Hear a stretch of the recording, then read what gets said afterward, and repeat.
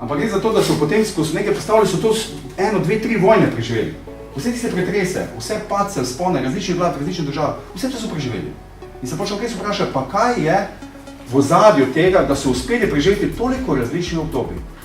Ne vemo, kakšni drugačni revolucionarni. Nekaj so naredili prav. In eno od besed, ki vam jih takoj polagam v srce, je standard. Ko ti prideš v eno urejeno podjetje, sistem, imaš na začetku najprej lekcijo iz standarda, kako se pri nas stvari delajo prav. Ker nekaj smo že morali narediti prav, če imamo 32 zaposlenih v 25 državah in smo številka 1 v tem poslu. To, kar so na šoli učili, da moramo naštevati linije, pa razpredelnice. Naši možgani ne funkcionirajo tako. Naši možgani funkcionirajo tako, kjer se informacija prime, se obesi in se nekako poveže z nekimi našimi dogodki, našimi cilji, našimi željami, našimi prepričanji, vrednotami. Lahko da recimo nekaj povem, če se vi absolutno ne strinjate. In si me boste dobro zapomnili, kako bedarijo, sem rekel, ker je to kontra vašemu prepričanju. Ampak asociacija se je spostavila. Tako možgani funkcionirajo. In zdaj gremo naprej, ne? Ali si lahko zapomnil 18-mesno številko v 30 sekundah? Jaz garantiram, da si jo lahko v 15. Ampak to nič ne pomeni, da te številke ne pogledate, ne? No pa povemo, kako bi si zapomnil to številko v 30 sekundah? To je to, kar smo zdaj gledali. To je to, kar smo zdaj gledali. Ali lahko to številko še enkrat povemo? Zdaj bom pustil še 5 sekund gor. 5, 4, 3, 2, 1, 0. In dejstvo je, naši možgani, vse kar vidimo, vse kar slišimo, vse kar doživimo, se zbira noter. Asociacije ne poznajo pomena besede, ne?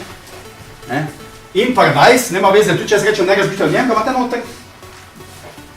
Zdaj eno vprašanje. Kaj pa, če je bil ta paradajz, recimo vaš imidž, v očeh vaših strank? Kaj bi želeli, da bi imeli one v glavi, ko pomislijo na vas? Nekateri gradijo firme, ki v letu 2-3 poberijo, pa grejo. Tudi to, temu se reče skimming, pobiranje smetanje, poberiš pa greš, ker veš, da imaš kratkoročen produkt. Zdaj, če na to računate, pa tega ne rabite. Če pa računate, da se z tega naredili zgodbo, ki bo se uvrstila med 10% najboljših firm, statistika kaže, da 20-letnica obstoja, pa praznuje samo 10% podjetij od ustanovitve. Torej, odstotek nima, jaz sem zdaj na 15, še 5 let mi manjka, da se prebijem med teh top 10%. Videl pa sem ena stvar, in to je PNNP. PNNP je pravilo modo, po katerem jaz živim, tudi treniram tako, sam pri sebi. In moram reči, da mi je to bistveno spremenilo tudi en moj karakter.